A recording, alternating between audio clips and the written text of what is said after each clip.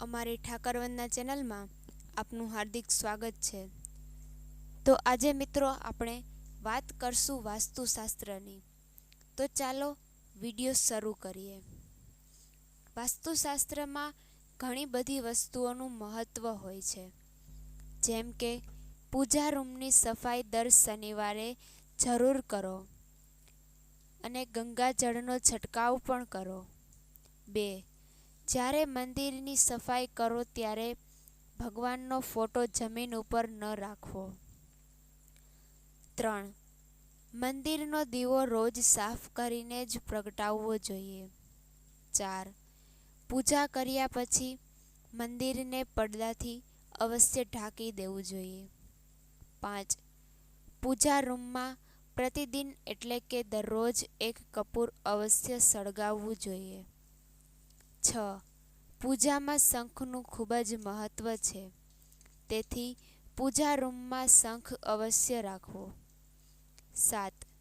પૂજા કક્ષમાં શુભ અને સાત્વિક રંગ જેમ કે આછો લીલો, પીળો, જાંબલી કે ક્રીમ રંગનો ઉપયોગ કરવો જોઈએ। 8. દક્ષિણ કે પશ્ચિમ દિશામાં પૂજા રૂમ બિલકુલ ન બનાવવો જોઈએ। 9. આરતી દીવો પૂજા અગ્નિ જેવા જે પવિત્રતાના પ્રતીકના સાધનો છે તેને મોહ વડે ફૂંક મારીને ક્યારેય ઓલાવશો નહીં। 10. મંદિરમાં ધૂપ, માચિસ, હવનકુંડની સામગ્રી દક્ષિણ કે પૂર્વ દિશામાં રાખો, એટલે કે અગ્નિકોણમાં રાખવું જોઈએ। 11. વાસ્તુશાસ્ત્રમાં પૂજાની દિશા નક્કી કરવામાં આવી છે। ઘર કે ઓફિસમાં પૂજાનું સ્થાન ઈશાન દિશામાં રાખો, તેનાથી ઘરમાં સુખ સમૃદ્ધિ વધે છે। ઉત્તર દિશા તરફ મુખ રાખીને કરવામાં આવતી પૂજા ધન પ્રાપ્તિ માટે લાભકારી છે અને પૂર્વ દિશા તરફ મુખ રાખીને પૂજા કરવાથી શુભ ફળ મળે છે। ખૂબ જ ચમત્કારી લાભ પણ થાય છે। 12. ઘરમાં સવારે થોડા સમય માટે ભજન અવશ્ય વગાડવા જોઈએ। 13. ઘરમાં સાવરણીને હંમેશા છુપાવીને રાખો, એવી જગ્યાએ રાખો જ્યાં કોઈનો આવતા જતા પણ પગ ન અડે। સાવરણીને હંમેશા નીચે પડેલી રાખો, ઊભી સાવરણી ક્યારેય ન રાખવી જોઈએ। 14. ઘરમાં બૂટ ચંપલ રાખવા માટે એક નિશ્ચિત જગ્યા બનાવો। બૂટ ચંપલ જ્યાં ત્યાં વેર વિખેર કે ઊંધા જતા ન રાખવા જોઈએ, તેનાથી ઘરમાં અશાંતિ ઉત્પન્ન થાય છે। માતા લક્ષ્મી ક્યારેય ઘરે નથી આવતા। 15. ક્યારેય પથારી પર બેસીને ખાવાનું ન ખાવું જોઈએ, આમ કરવાથી ધનની હાનિ થાય છે। માતા લક્ષ્મી ઘરેથી ચાલ્યા જાય છે।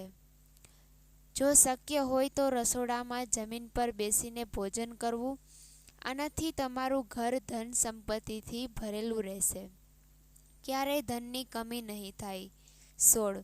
કોશિશ કરો કે ઘરમાં કોઈ પણ બંધ ઘડિયાળ દિવાલ ઉપર ન રાખો, જે ઘડિયાળ કામ ન કરી રહી હોય તેને ઘરમાં ન રાખવી જોઈએ।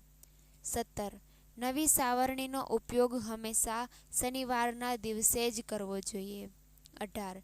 ઘરમાં ક્યારેય કરોળિયા ન થવા દેવા, નહીંતર ભાગ્ય અને કર્મ બંને બગડવા લાગશે, દરેક કામમાં બાધા આવવા લાગશે। 19.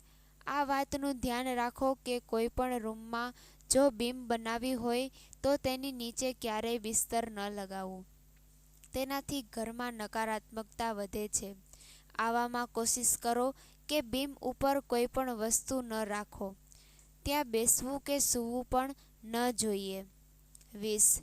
જો તમારા ઘરનો કોઈ સદસ્ય હંમેશા બીમાર રહે છે તો ઘરમાં મીઠાના પાણીથી પોતું કરવું, તેનાથી ઘરમાં નેગેટિવિટી દૂર થાય છે, સાથે જ પોઝિટિવ એનર્જીનો સંચાર થાય છે। 21. વાસ્તુ અનુસાર સ્વસ્થ જીવન માટે, લાંબા આયુષ્ય માટે તમારે હંમેશા દક્ષિણ દિશા તરફ માથું રાખી અને ઉત્તર દિશા તરફ પગ રાખીને સૂવું જોઈએ। આ દિશામાં માથું રાખીને સૂવાથી વ્યક્તિને ધન, સુખ, સમૃદ્ધિ અને કીર્તિ પ્રાપ્ત થાય છે. 22. જો તમારા ઘરમાં વધારે દવાઓ છે અને તેમાંથી ઘણી દવાઓની તમારે તેની જરૂર નથી, તો તેને ફેંકી દેવી જોઈએ. જો આમ ન કરવામાં આવે તો આ દવાઓ બીમારીને આમંત્રણ આપે છે. 23. પૂર્વ દિશા તરફ માથું રાખીને સૂવાથી સ્મૃતિ, એકાગ્રતા અને સ્વાસ્થ્ય સારું રહે છે. મનુષ્યની આધ્યાત્મિક વૃત્તિ વધે છે. વાસ્તુશાસ્ત્ર પ્રમાણે છાત્રોને ખાસ કરીને સ્મૃતિ અને એકાગ્રતા વધારવા માટે પૂર્વ દિશા તરફ મોઢું રાખીને સૂવું જોઈએ. 24. વાસ્તુ અનુસાર ભોજન કરવા માટેનું ઉત્તમ સ્થાન પશ્ચિમ દિશા છે. ઘરની પશ્ચિમ દિશામાં બનેલો ડાઇનિંગ હોલ ખૂબ જ શુભ રહે છે. આ દિશામાં ભોજન કરવાથી માં અન્નપૂર્ણા પ્રસન્ન રહે છે. 25. વાસ્તુશાસ્ત્ર પ્રમાણે પશ્ચિમ દિશા તરફ માથું રાખીને સૂવાથી તમને ફાયદો થાય, કારણ કે આ દિશા પ્રસિદ્ધિ, પ્રતિષ્ઠા અને સમૃદ્ધિમાં વધારો કરે છે. 26. આ પણ ધ્યાન રાખો કે ભોજન કક્ષની સામે ઘરનો મુખ્ય દરવાજો અથવા તો શૌચાલય ન હોવું જોઈએ, નહીંતર માનસિક કષ્ટ રહે છે. 27. દક્ષિણ અને ઉત્તર દિશા તરફ મુખ રાખીને ભોજન બિલકુલ ન કરવો. આ સેહતની દ્રષ્ટિએ બિલકુલ સારું નથી. 28.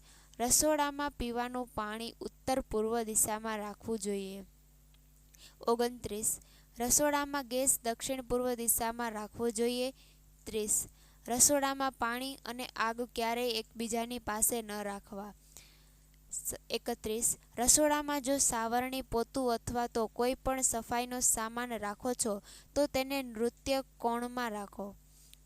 32. રસોડામાં કિચન સ્ટેન્ડની ઉપર સુંદર ફળો અને શાકભાજીના ચિત્ર લગાવો. અન્નપૂર્ણા માતાની તસવીર પણ લગાવો. તેનાથી ઘરમાં બરકત બની રહેશે. 33. કીડી, વંદો, ઉંદર કે અન્ય પ્રકારના જીવજંતુ કિચનમાં ફરતા હોય તો સાવધાન થઈ જાઓ. તમારા સ્વાસ્થ્ય અને બરકતને ખાઈ જશે. કિચનને હંમેશા સ્વચ્છ અને સુંદર રાખો. 34. ભોજન સૌથી પહેલાં અગ્નિને અર્પણ કરો. અગ્નિ દ્વારા પાકેલા અન્ન ઉપર સૌથી પહેલો અધિકાર અગ્નિનો હોય છે. 35. ભોજન કર્યા પછી થાળીમાં હાથ ક્યારેય ન ધોવા. 36. ભોજનની થાળીને ક્યારેય પણ જમીન ઉપર ન રાખવી જોઈએ. થાળીને હંમેશા ચટાઈ અથવા તો ટેબલથી સન્માનથી રાખવી જોઈએ, પછી જ ભોજન કરવું જોઈએ. 37. પિત્તળના વાસણોમાં ભોજન કરો. તાંબાના વાસણમાં પાણી પીવું અત્યંત લાભકારી હોય છે. 38. રાત્રે ચોખા, દહીં અને સત્તુનું સેવન કરવાથી દેવી લક્ષ્મીનો અનાદર થાય છે, અંતઃ સમૃદ્ધિ ઈચ્છે છે તથા જે વ્યક્તિઓને આર્થિક કષ્ટ રહે છે તેઓએ આનું સેવન રાતના ભોજનમાં ન કરવું જોઈએ. વાસ્તુશાસ્ત્ર પ્રમાણે તો આખા ઘણી બધી વસ્તુઓ આવે છે, તેના માટે એક અલગથી વિડીયો બનાવશું. અને હા મિત્રો, વિડીયો પસંદ આવ્યો હોય તો લાઈક, શેર અને સબસ્ક્રાઈબ કરવાનું ભૂલશો નહીં. ફરી પાછા મળશું એક નવા વિડીયોમાં.